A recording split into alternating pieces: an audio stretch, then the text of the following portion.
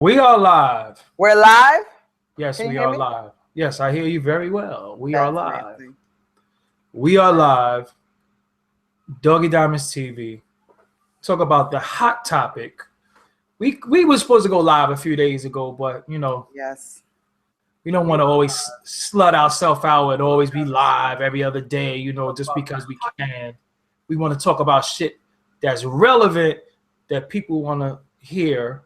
Yes. And I spoke about this a little bit in the last live stream, believe it or not, at the very beginning.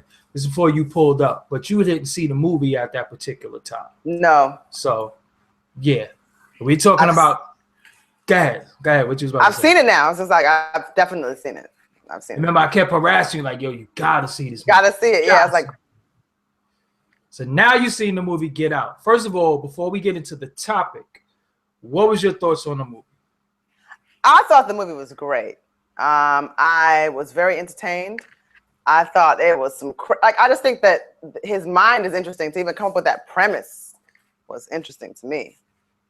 It was fucked up, for sure. Yeah, it was like fucked up, But I enjoyed it. Well, isn't it? Shout out to everybody in the chat room and shit.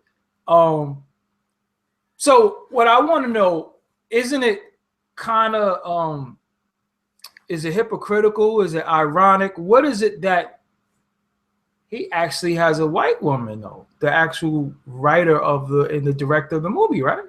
But isn't his wife white too? That's what I'm saying. Oh yeah. Oh, I thought you meant as far as that it collaborated. Okay. No, Jordan Peele, yeah. I don't know. I guess a person can get really and in fact, I think he's actually half white. No. Yeah, I'm thinking that too. Yeah, I think he's half white and he has a white wife. I think that actually makes the layers a little more interesting to me. So is he trying to say get me the fuck out of here? Like what is he trying to say?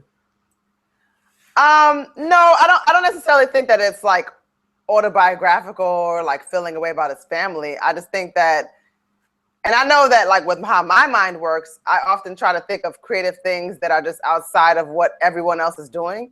So perhaps that's where he was going with that too. But I think he was also trying to be like culturally and socially interesting and like touch on things that are actually happening, but then like make it like more fantastical. So I'll give him that.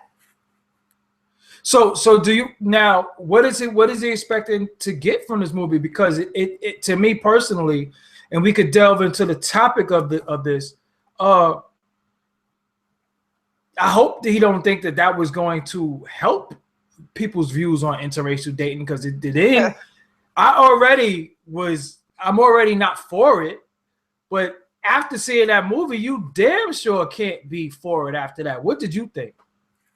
I don't really give a shit who dates interracially. For me, I think that I need to have some sort of like cultural connection with you to consider dating you. So the likelihood of me dating a white man is like very slim to none, because I don't want to have a conversation about like, I also don't do like the whole liberal thing, and like some of my best friends are black, and I don't want to talk about Pan-Africanism like with a white person. Like it's just certain shit that I just don't want to have to discuss in a different layered way. So that's not for me. I don't really know. Like, I don't know. I haven't really watched this guy. Like, I don't really know how he moves. I haven't really heard anything from him to know. But I'm just saying, if you watch the movie, and the whole premise of the movie is the black guy, and if you didn't see this movie, I think y'all shouldn't watch this, because this is going to be a lot of spoilers. Yeah, this is going to be all spoilers. Like, Yeah, just turn this shit off and watch it later. Yeah. So you watch the movie, and it's a black guy, like when we say black, he's very dark. You know what I'm saying? Like obviously black guy. He wasn't he didn't come off very street or urban, but he was hip. You know what I'm saying? Like he wasn't like no goon or nothing, but he seemed to be street smart. His homeboy was very, very street smart and hip. Yeah. Yeah, and he's dating a white girl, and he was concerned whether her parents would be, okay with it. So it was a thought. You know what I'm saying? It was a thought. And when he goes, when he finally meets them, everything leading up to meeting them was like, shit was just kind of weird. You know It what was I'm like there was saying? a lot of hesitations, even like when they hit the animal on the road, it was just kind of like everything just seemed like it was like a buildup, and it's kind of like, oh my God, when we finally get there. And so when the parents even finally opened the door, he didn't know what he was going to expect. He didn't know what to expect. He didn't know if they were going to receive him well. He didn't know if it was going to be a positive interaction. He didn't know if they were like, some Get Out, like the title of the movie. He just didn't know, and he actually seemed to expect the worst. Remember the cop? Yes. Yeah, like even that was just sort of like a goddamn, like this is the town you're from, Yeah. So my thing is, after you see that as a black man or a black woman, how could you look at that and say interracial dating is cool? Because not that that's how every case is. You understand what I'm saying? Mm-hmm. That's not saying everything is going to be like that, but I believe shit like that has happened before. I believe not that to the extent of a movie, because at the same time it is a movie, and we have to look at a movie for sometimes being fictional, but then some movies can be based off of facts. There's a nugget of truth sometimes, Yeah. there's. Mm-hmm. So my thing is, if you, because I said, I'm a fucking part-time comedian. I said the next black dude I see walking down the street with a white chick, I'm just gonna say get out and keep walking. I'm not gonna say, I'm gonna be like, yo, I'm just gonna look at them and be like, get out, and just keep it moving. I'm not gonna fucking, I'm not gonna say nothing. I'm just gonna be like, get out and keep moving. It was I took it like this. It was a metaphor for how some white women act like they're all for you, but they're really here to secretly set you up and bring you down at that time. And I believe that shit is, I believe that that's actual facts. You know what I'm saying? Reason why I believe that, when I don't like to say I believe, reason why I know that is because when you culturally, like you said, culturally, what culturally do you have in common? It's like you trying to be hip because you listen to hip hop. Like certain shit like that shouldn't be bringing us together. Like, oh, we listen to rap. You know what I'm saying? Like I think that shit is corny as fuck. Like our fucking our Bond is Wu-Tang. You know what I'm saying? Like that shit is just like fucking whack when you really think about it. I agree. I think that a lot of times too, when people like find interest, like in terms of hobbies or like, let's say your musical interests or even your religion alone is not enough to say like, I have something in common with this person. I do think there's a lot to be said, even just beyond, again, racial lines. When you're talking about culture itself and culture and what you identify with a person with and like the things that clash, that's super important. And I just don't see myself dating someone that I culturally cannot connect with, where I have to explain things about, there's even little nuances, just tiny little intricate details about life. Listen, like, excuse me, can you use a little Lori seasoning salt? It's okay. You know what I'm saying? So shit like that. For me personally, growing up, I never was attracted to white women. Honestly, the issue that I've always had with them is that they were just too different from we have nothing in common. You can have something in common with somebody because you go to school, you go to the same school, you might even work at the same place, you might even like be in the same movie theater. But when it comes to dating and romance, I don't think I can have enough in common with you to explain certain things to you. And when we start to have offspring, children, how do we explain to our children that mommy's culture and her side did fucked up shit to our side, but we saw past all that because of love? Like, yeah, is that a perfect love story? Is that comfortable? Yeah, I just think that that's fucking weird. You know what I'm saying?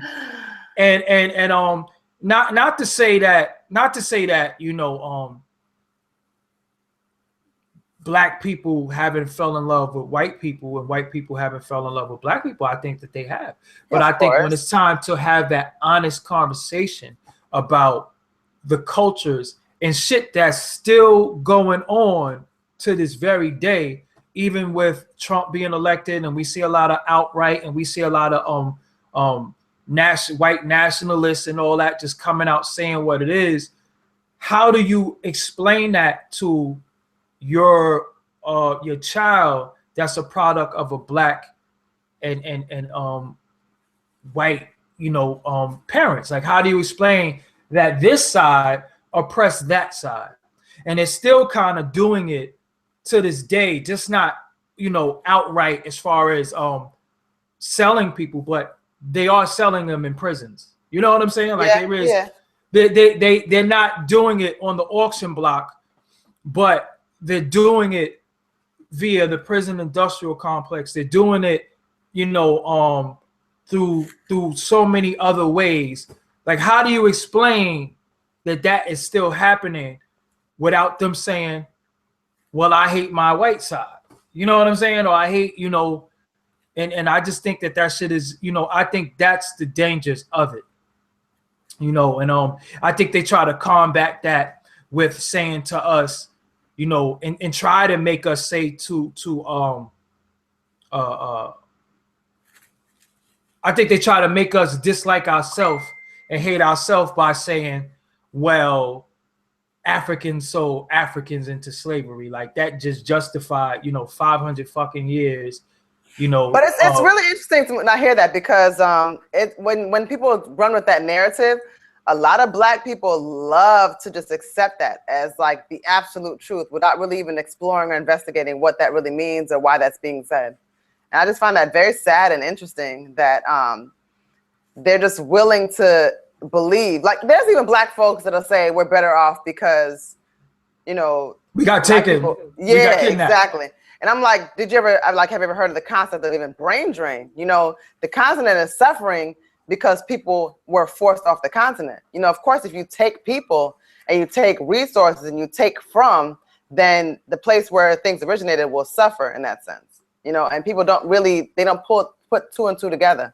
You know, the United States is not even better because these great people ended up being here necessarily either.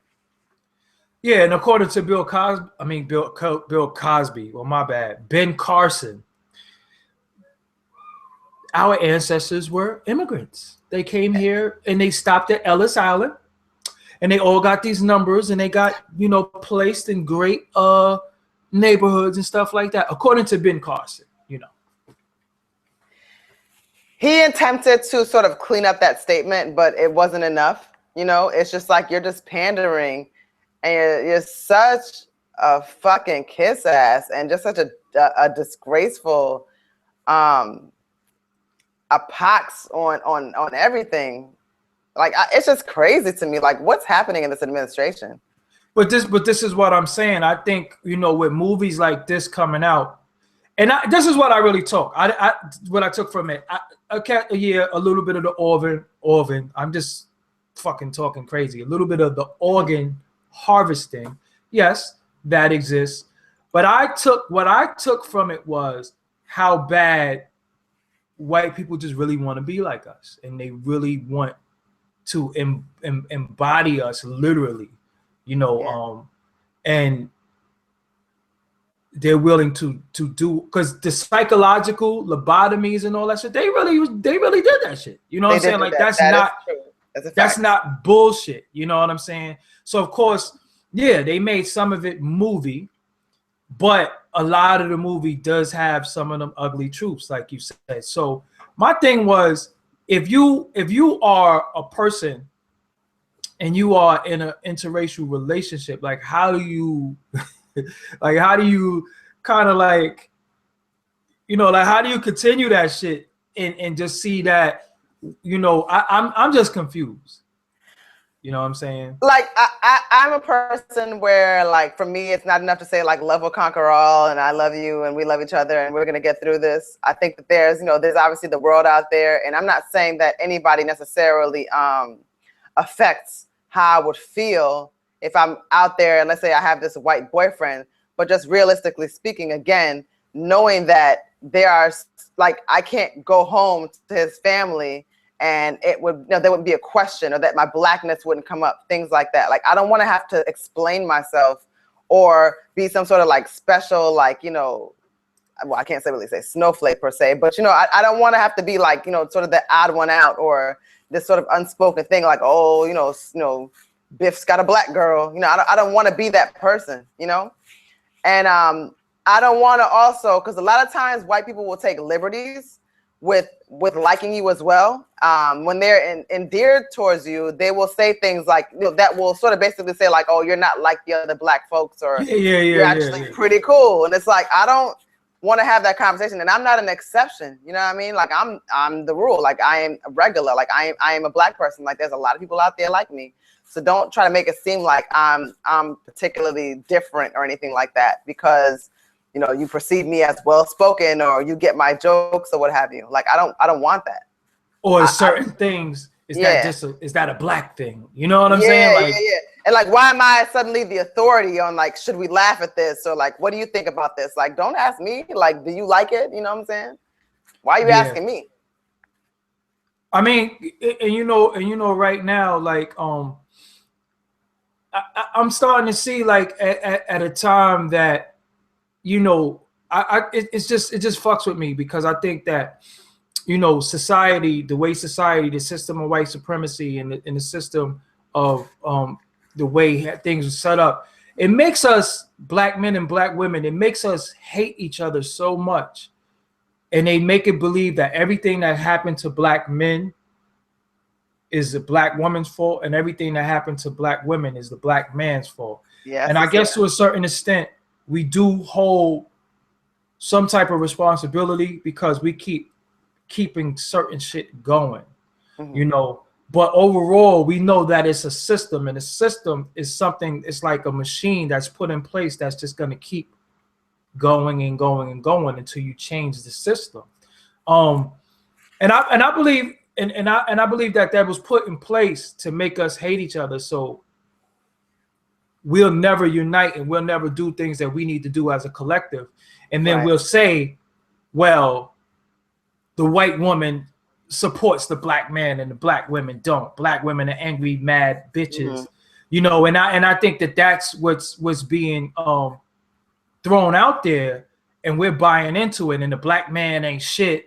All he want to do is, take your income tax money. And this is the shit that we're seeing on social network. Like, oh, it's income tax time. These unruly niggas is just gonna stick around and get your income tax money and all that shit. And it's like, that shit is kind of like, it's kind of crazy to me. And this is the things that's getting pushed over and over. Like, no, it does affect how people view themselves and how they view other people. And like, now everybody, especially with like meme culture, we talk about this a lot, where it's like, sort of like that whole side nigga, side chick thing.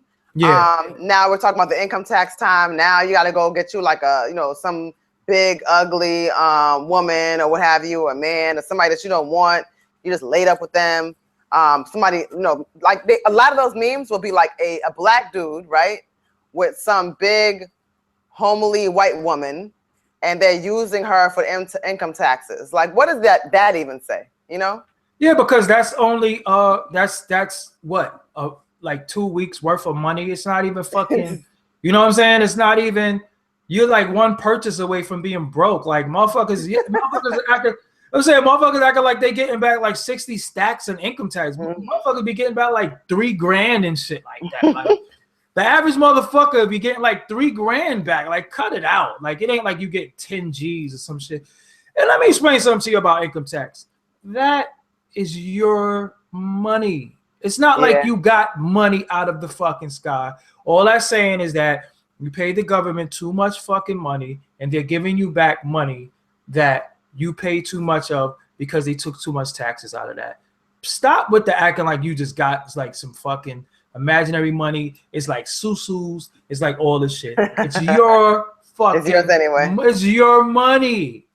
You know, to be honest with you. Money. To be honest with you, I never really do well. Like this tax season thing, it never works out well for me. Like I always either like break even, I might just get a little bit back. Like I'm not that person that can just like go on vacation, you know, to DR and come back with like new hips and shit. Like that's not what ends up happening with me. But see, my thing with a lot of that stuff is like, what's the long term?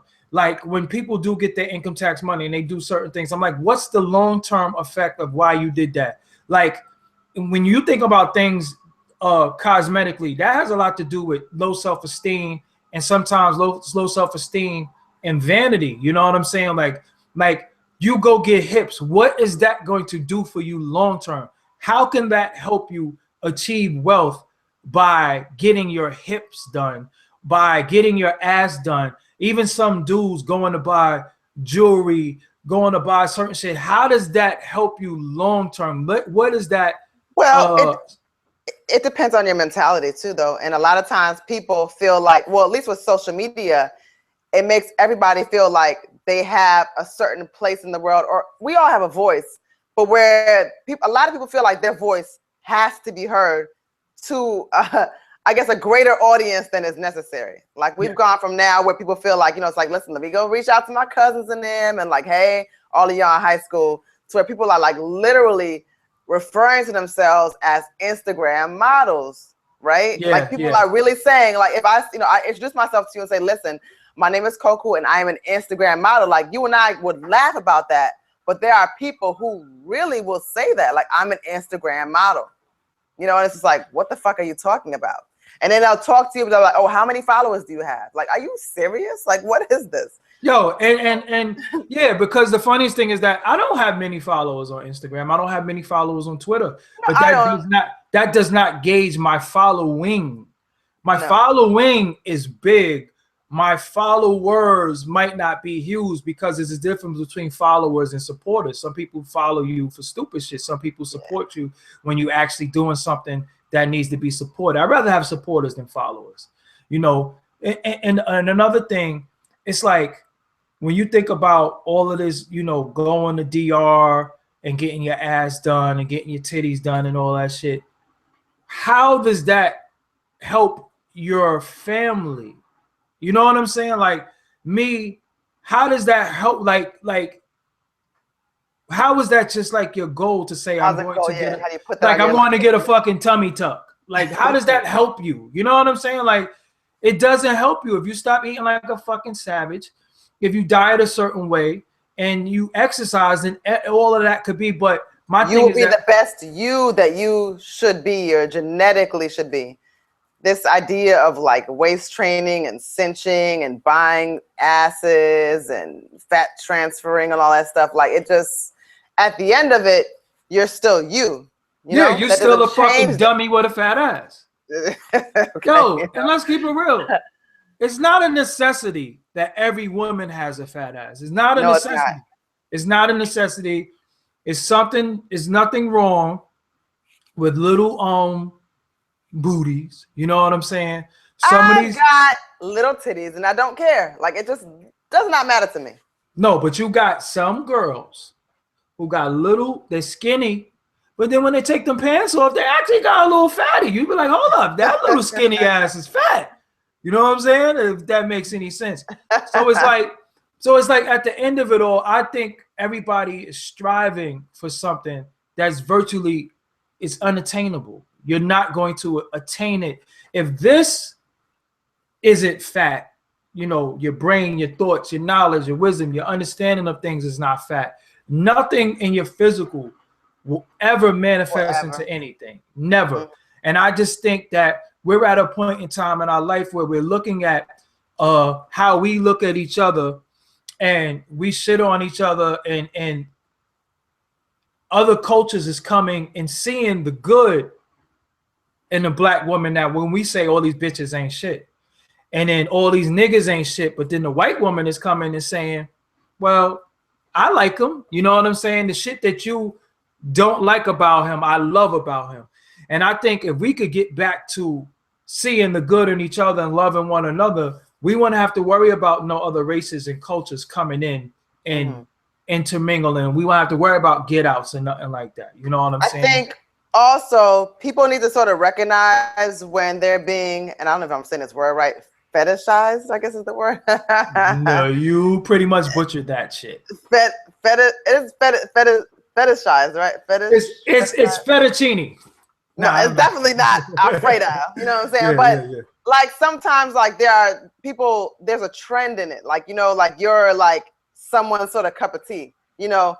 So if somebody's saying like, oh, you know, like you're just my type of dark skinned girl or whatever, or like, oh, I love a light skinned man like you, like that kind of thing, you know? So you have to recognize that it's not even about you at all. Like you sort of fit a sort of a blanket profile. You're a bucket list. Yeah, and then it's like, okay, at that point, like you're not annoying, so you're okay enough to like deal with type of thing. So you got to recognize when someone is sort of using you, you know, just again, just like you said, like a bucket list or sort of like a, you know, a to-do. Yeah, because it's not about you at all. It's like even when white women say when they used to say, yo, I want a man that's tall, dark, and handsome. I'm like, okay, a white man could be tall. He could never be dark, and handsome is perception. I wouldn't know if a motherfucker's handsome or not, but I mean dark. What you mean, a tan? You know what I'm saying? Like, what do you mean like, dark? I have to say, like, I mean, dark. You to a white person, you're dark. You know what I mean? So and that's interesting. Yeah. It's just it's relative, I suppose. So maybe I'm dark because they're like this. Dark. You know, dark. This is their complexion and shit. You know, they look just like this. Yeah. I mean, I remember being out in LA and someone stopping me and saying like, "Oh my God, you're so black." And I was like, "What the fuck is this conversation? Like, are you serious?" Like, literally saying you're so black and like grabbing my hair, even like, "Oh my God, like it's just you're just so black." And I'm like, this is really fucking weird. Like, you're not like I'm not some sort of like case study.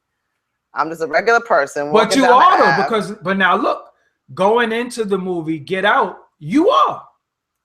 Yeah. You understand what I'm saying? You are. They were, remember, it was a point where they was like touching his arms and shit and like, look at your arms. Yeah, they were. I bet you can, you know, swing a golf club like Tiger Woods. And they actually really did auction him. Remember they did. Yeah. Really did. And then they started to sort of go back into like what people saw in him. The one lady, like you said, was looking at his arms. One guy's talking about the Tiger Woods golf club. They're looking at his stamina. I bet you could, Usain Bolt out this bitch. And, they're talking about all these weird things that just were not even necessarily conversational topics. And what was one of his most outstanding features? Well, besides the skin? It was his eyes. Remember, he had big eyes. And the dude wanted his eyes. Yes, that's true. The dude wanted his eyes. So he obviously, being blind, didn't know what his eyes was like. They probably said, yo, he got some big eyes. Yeah. You can't see, motherfucker. So, you need these big ass eyes. You rather have these big ass eyes than nothing. So it's like, I just find it to be crazy when I see interracial couples and shit like that. Like for me, love who you love. You know what I'm saying? It ain't my thing. Do I co-sign it? No. Am I into it? No. Will I ever be into it? No. It's just not my thing. But for me personally, I honestly don't even really give a fuck. I don't care. Like I really don't care what people do. Like I said, for me, there are just certain things that we have to meet on the same level with, and I don't want to have to explain certain aspects of my life that don't need explaining. I don't want to explain blackness. I don't want to have to like tiptoe around certain topics because exactly. I don't know if you're going to be offended because you're going to feel like I'm coming at you when I'm simply talking about historically what has happened or what I don't know that you may decide to side. I don't want to like date someone that may want to defend Trump. It's just exactly. And that deals with the culture because you don't want to be in this. You don't want to be in a situation where a motherfucker is just like, can you make me some soul food? And you like, oh, so you think all black people just make soul food? You think like like, for example, right? I was telling you about downtown Brooklyn, the little bar area that they was building down there, right? Mm-hmm. So they got this young girl handing out flyers by Atlantic Center. So I walked past. He was like, yeah, they opened some new bars over there. They got fried chicken. So I'm like, did this fucking little bitch just look at me and say they got fried chicken? And I really thought about it on my way home. I was like, what she had said to a white man, they got fried chicken. Like, honestly, now I'm going to keep it real with you. So. I'm going to keep it a buck with you. Chicken and watermelon is very good. I love chicken is amazing. I do not like watermelon. I wish I did. Because I would fuck it up in front of everybody. I'm not the kind of person that gets embarrassed about my interests. Well, when we was at the station tonight, I had like 2-3 little watermelon chunks that were sitting there. I had my watermelon fix. So, but I just felt that it was just kind of crazy that she said to me, they got fried chicken. And I was like, she didn't say, and if anybody knows me, I don't eat fried chicken. If you had said grilled chicken, if you had said, I don't even eat fucking baked chicken. You know what I'm saying? If you had to say grilled chicken, that would have been something. The fucking little bitch said fried chicken to me. I was like, so what are you going to say to are you going to say to the white man they have fucking wine and cheese and crepes and shit? You know what I'm saying? Like, is it something that you automatically think that you're attracting people with by saying certain things? Yeah. You know what I'm saying? No, not chicken and watermelon together. I said I do like chicken and I do like watermelon. But it's a stereotype that black people like chicken and watermelon, and it's a true stereotype because I do like that shit. You know what I'm saying? I do like chicken, and I do like chicken. I don't like any melon fruit, anything melon. I don't like melon candy, none of it. Yeah, I don't like I don't like melon. I don't like honeydew melon and cantaloupe. I don't like none of that. No. Fuck cantaloupes. Fuck whoever grows them. Fuck the cantaloupe farm. Oh, fuck wow. The cantaloupe truck. I don't want it. Yeah, fuck them all. But get that shit all the way out the ecosystem. Yeah, you know. So I mean, yeah. So at the end of the day, you know, I just think for it that's my thing with interracial dating too. You know, you have a movie that's out. It's not pro interracial dating. It's not something that you should leave with Rebecca, you know, if you want to be, you could call her Becky, but if you want to call her her proper name, it would be Rebecca, and be like, that was a good movie. You know what I'm saying? Like, should you, you know, I don't think you could look at her and be like, yeah, that was, you know, you're gonna have some type of. Well, I almost wonder, like, there's our side of the conversation though. Then there's white people that see it, even liberal white people or what have you, like the coolest white dude you know, what have you. They don't, all of their family members are not like that. So when those people see it, or rather when they see it, like what do they get out of it? You know, what truth does it expose to them? Not so much on the literal sense of, you know, them talking about their own dads and, you know, granddads trying to auction off people. But it's like, is there some part of them that does feel that way? Yeah, but this is what I'm saying. If you notice, right, all the people in the movie who were at the auction, they were old people. Remember, they were all old people. The youngest motherfucker was the son, and he was fiending to choke somebody. Remember, he finally got to choke him. Yeah, he finally got to choke him, and he was like, you know, I could choke a motherfucker. But if you listen to him, he was really like he was racist like a motherfucker. He had the southern drawl and everything.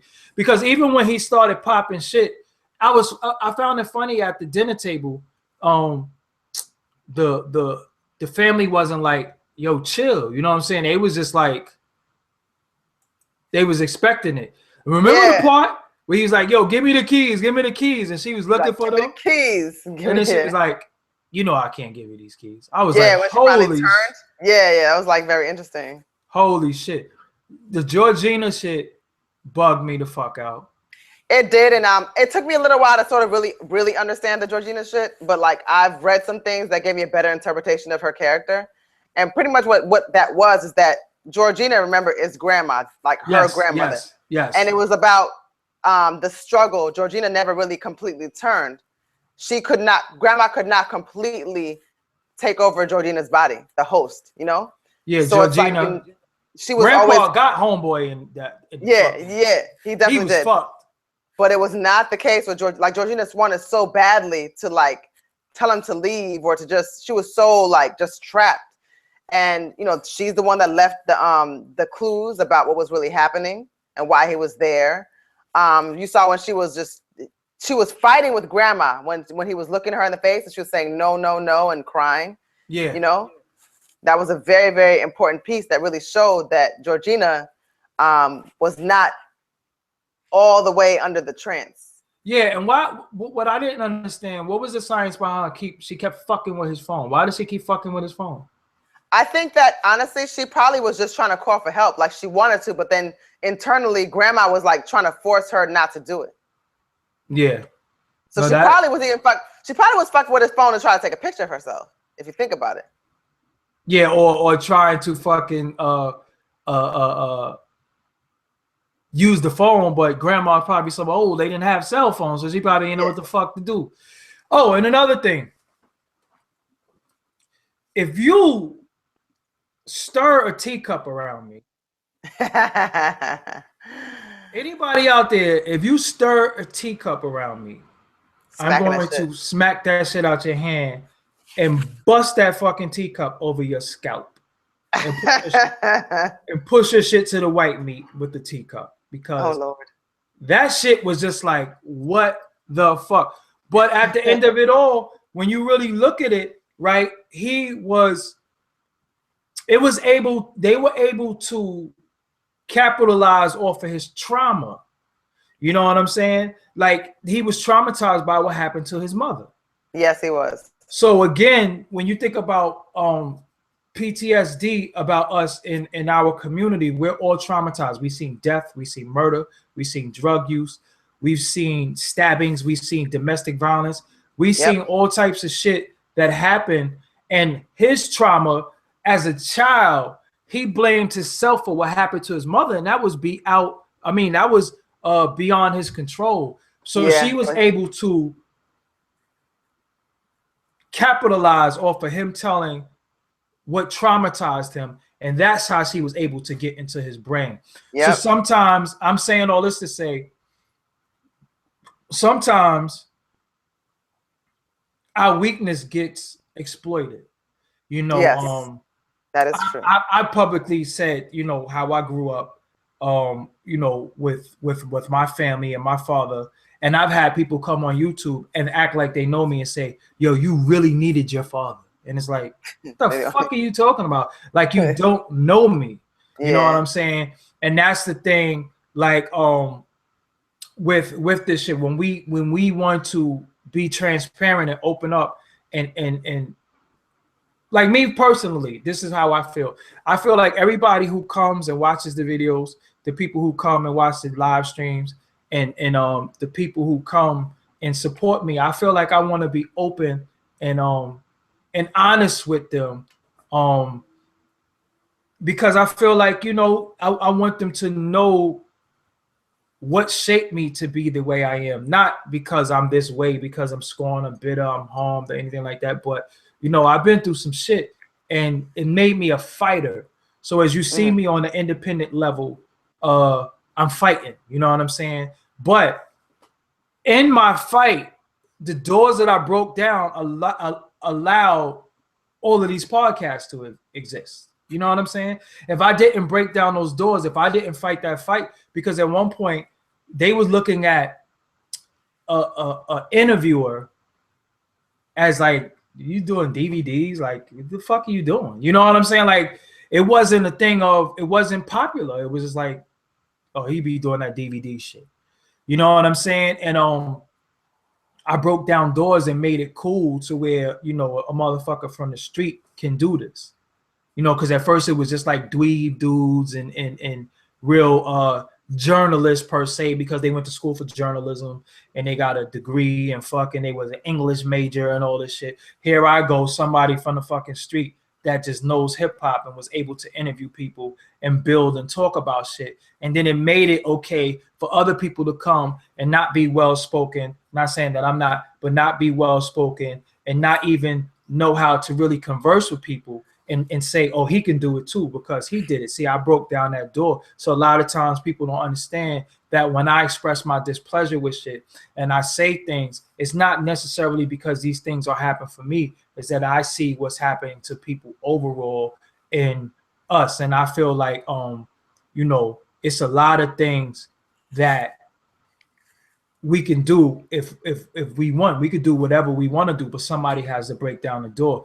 And I feel like I broke down that door, and then I broke down the door so much that you have other people from cultures that came in and seen what I was doing and came and tried to capitalize off of what I was doing, if that makes any sense to people. You know what I'm saying? I don't have to say their name or nothing like that. And then they actually even believe that they kind of created the genre of what's going on. When I was doing this shit, what were you doing? You know what I'm saying? You was a fake DJ. You know what I'm saying? And now you have this so-called platform and you are the top interviewer and all this shit. But, you know, I recently found the interview that I did with Nicki Minaj and Foxy Brown at the same time. And I worked so much that I never really had a chance to sit back and say, like, wow, I did this and I did this and I did that. You know what I'm saying? I never really had a chance to really, you know, pay attention, because I keep working. And everybody says to me, they love the Ali Vegas interview. And I never really got a chance to watch it because I'm so busy in the moment and trying to move on and do other things. You know what I'm saying? I never really got a chance to really sit back and say, yo, this was a great piece of work. You know what I'm saying? Because for me personally, I don't really celebrate. You know what I'm saying? Like I don't. Sometimes I think I should a little bit, but I don't really celebrate. And I think when people get a chance to see this full OC interview, I think they're going to really like this OC interview too. It's I like really love the OC clips. I love it. Yeah, because when we talk about, you know, him and Nas, a lot of people don't know him and Nas came up together. They were being shot together at the same time. Their demos by MC Search. So, you know, it's a lot that I got. But yo, I'm just at the point where, man, I'm just so happy that, you know, at this stage of my life, you know, which is an early stage, that I can be independent and just get to the people. Like, that shit is so deep for me to have hit and reached out to these podcast networks and these big sponsors and all that, and they just don't even tell me no. They just ignore me. You know, they all try to act like I don't exist, all of them.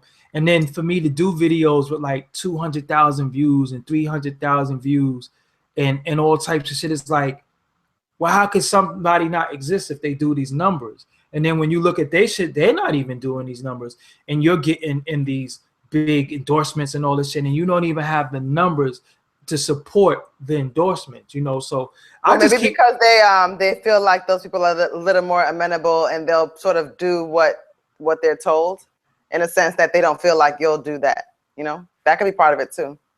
Maybe. I mean, but then I see some of the dudes, and this is all relative to the movie. I'm gonna tie it back in. I see some dudes now because it's cool and it's the end thing to do. I see some of them on social network trying to be consciously aware and say, yeah, white people this and white people that. But the thing that killed me about people talking about white people and black people, when you're a black person and you're talking about white people, you are at the same time doing the same deeds that white people do to black people. When you have the power to empower other black people and you're not doing that, you're just as bad as the oppressor. Matter of fact, you're even worse, because you can't be talking this white and black shit if you don't do shit to help your fellow black people, especially when you see a black man that's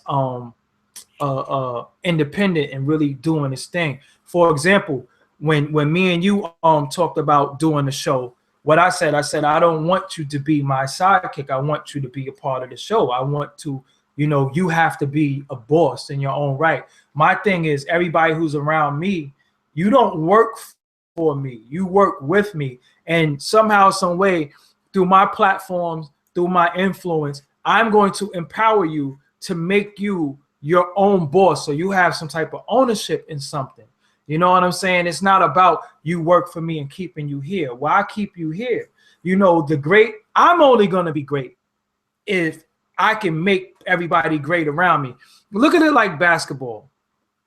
Basketball, if you're a great player on a whack-ass team, you're never going to win. But if No. you're a good player that makes everybody around you great, then you can win. Like Michael Jordan can have a Scottie Pippen and Horace Grant, and have this guy Scottie Pippen who's from Central Arkansas, and like who Central Arkansas, and then he becomes a top 50 player in the world thanks to Michael Jordan.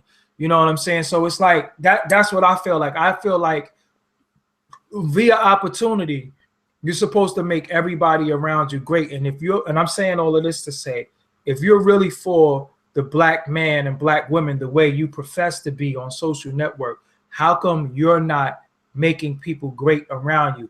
And not only making people great around you, people who are already great, and you're helping them fully maximize their greatness. Because a lot of times there is people who's out here and they're not good at shit. They just suck. And they think that you're supposed to help them. And it's like, the best way I can help you is by telling you you suck. You know what I'm saying?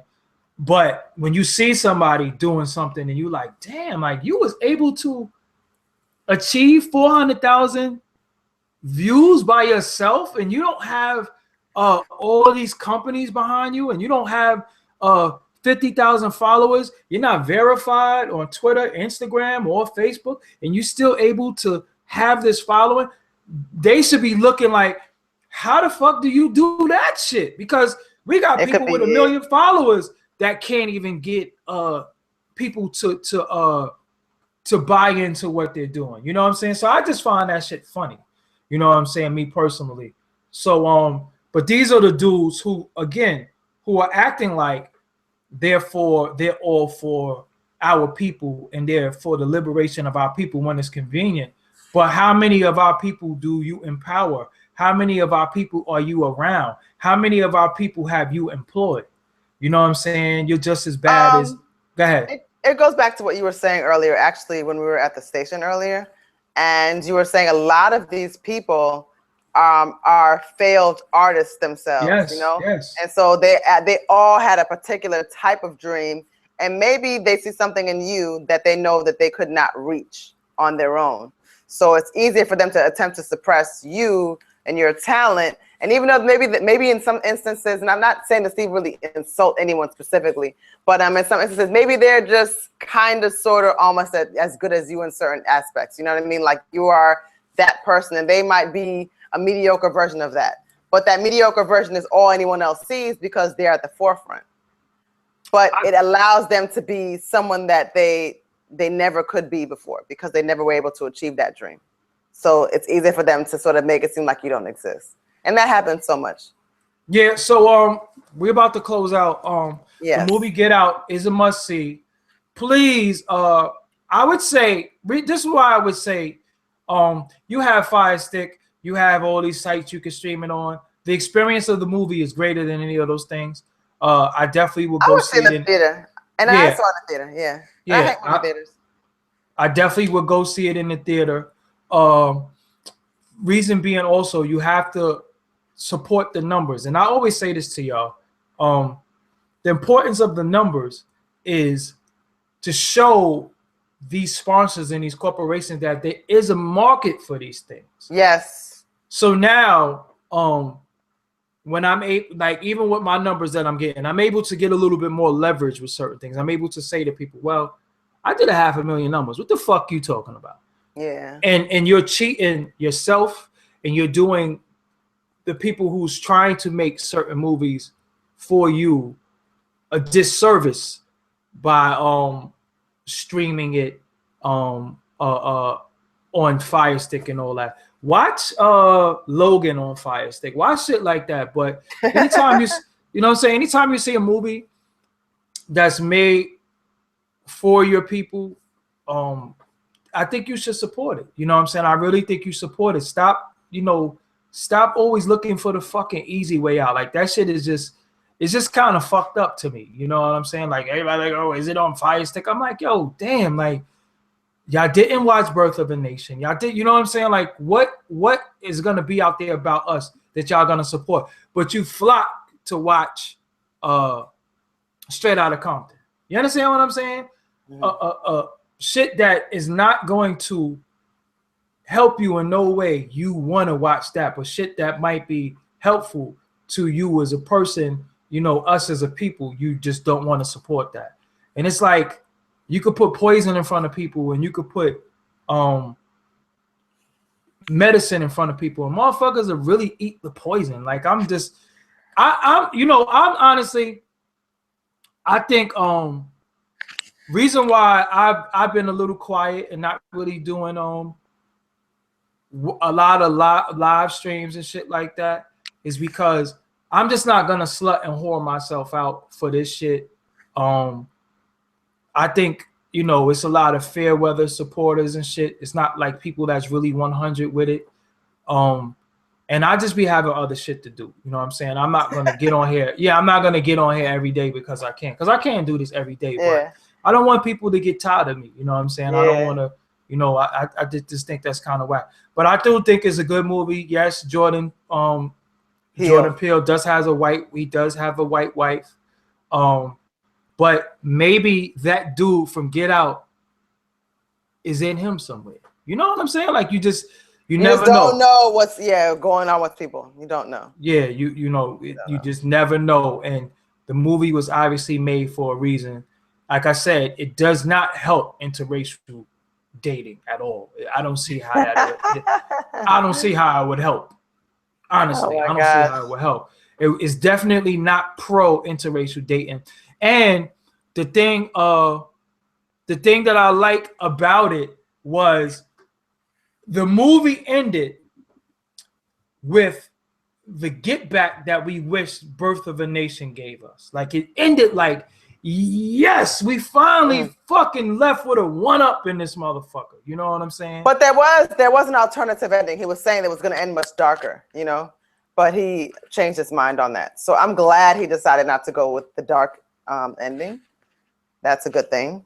Well, when you mean dark, the alternative ending was that, and again, if you have not watched this movie, you just need to just pause this or something like that, or just watch it later. Yeah. But the alternative ending was that when we saw the police car pull up, it was actually supposed to be the police, and they were gonna come and arrest him, and everything was gonna go that way, and it was gonna show great, great, like never got out kind of thing, you know, and like that, he was just like, I just didn't want it to end like that, you know. That would have that honestly.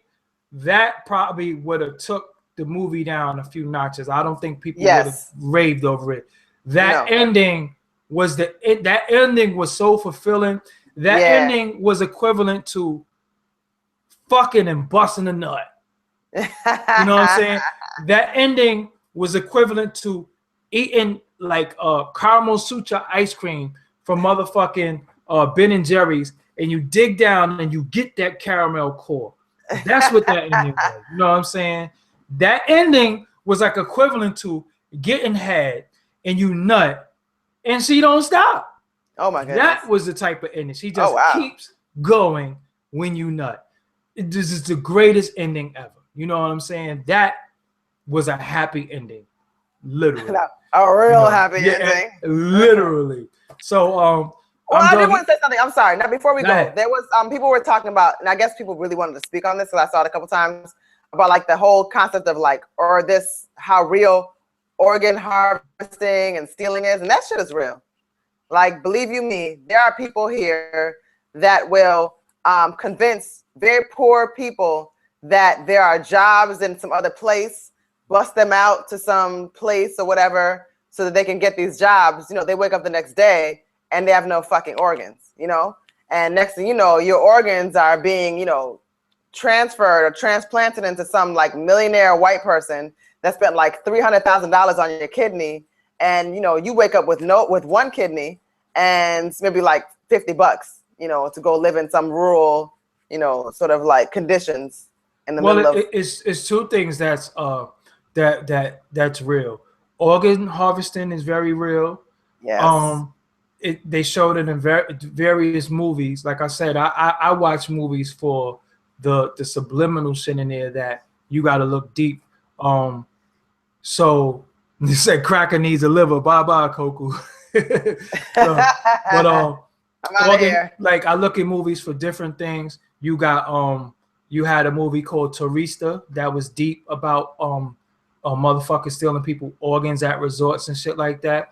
And then you have a movie called Meet the Gringo, was another one about organ trafficking, harvesting.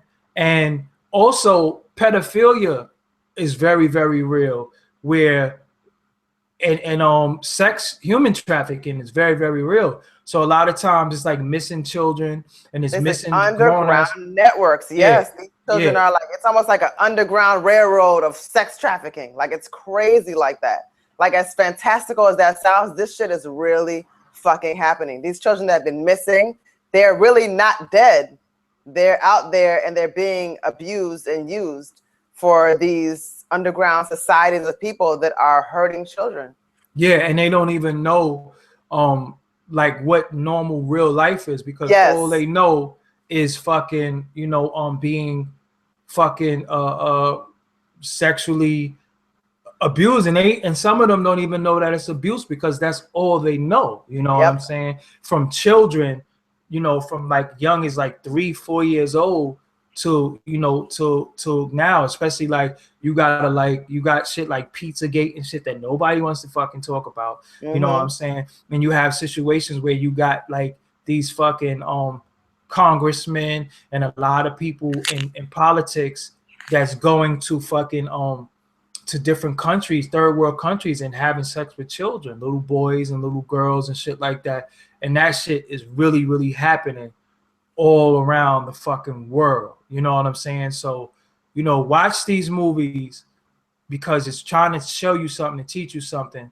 And through entertainment, you can learn a lot. Just a lot of times I just think that you watch the shit and you laugh and you joke, but not realizing that, hold up, man, this shit is real. Yeah, somebody said Thailand, places like that where you know, they just doing fuck shit. And like, even there was a recent story now, like the biggest like child pornography bust in like history. Some instructor was caught with so much child porn, and he had been like courting all these children for years.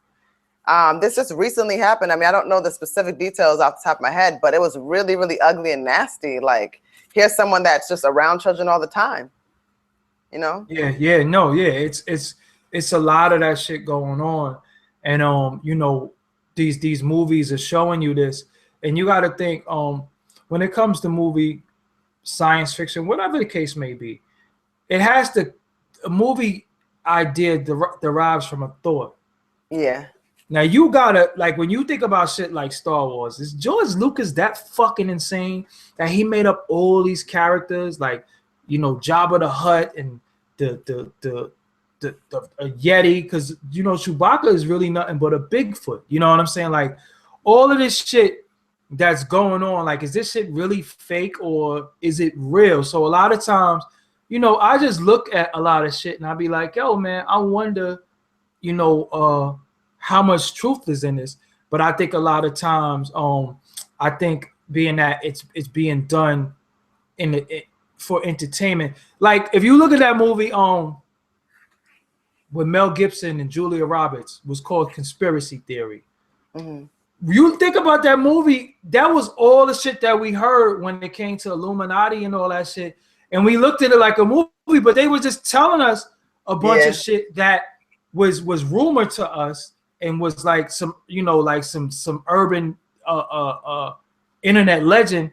But they told us all the shit in the movie like it was fucking real. You know what I'm saying? So it's like, do you watch this shit sometimes and say this is bullshit, or do you watch it and say, well, they're kind of telling you that this shit really goes on and this shit is real? I don't know, but I'm Doggie Diamonds. I gotta get the fuck. Yeah, Will Smith, enemy of the state. You know, and think about it, because remember he was running and the motherfucker phone next to them was like, the phone will ring and it'd be like, it's for you. And it's like, how the fuck did you know that I was sitting here? Now when you look at the phones, they have locations on them. So they know where you're at all times. I used to watch shit like the First 48, right? And I was watching the First 48 and it was like, well, you was over there because we got a ping from your cell phone tower and you was in that area. And I'm like, holy shit, the cell phone tower, you made a call in that area. And the cell phone tower showed that you were on that area on the phone. So I'm like, holy shit. They be triangulating that shit like you were there. You know, this is where you were. this is what I'm saying. All right, so You I'm out of logged here. into Facebook at that time and posted. Yeah, so Coco, give them all your social network. My social networks are as follows: at Coco Puff, KOKUPUFF on Instagram, Twitter, and Snapchat. On Facebook, I'm Coco Tona. That's KOKUTONA, and I think that's it. And my name is Doggie Diamonds or everything, DOGGIE, just spelled just like my hat, Doggie Diamonds, on Instagram, Snapchat, Facebook, Twitter. And that's it. I'm Doggie Diamonds on everything. Of course, this is Doggie Diamonds TV, the YouTube channel. Make sure you subscribe if you're not subscribed. And if you are subscribed, make sure you hit the bell next to the subscribe button. So every time I upload a new video, you can get the notifications. Also, we have another channel and another show that we're doing called the Beef and Broccoli Show. You can go on there and subscribe to that YouTube. We have a portion of episode 1 up there. We're doing a little if you live in the New York area, we're doing a little meet and greet for the Beef and Broccoli Show. It's gonna be next Tuesday, March 14th, at the 333 Lounge in Brooklyn.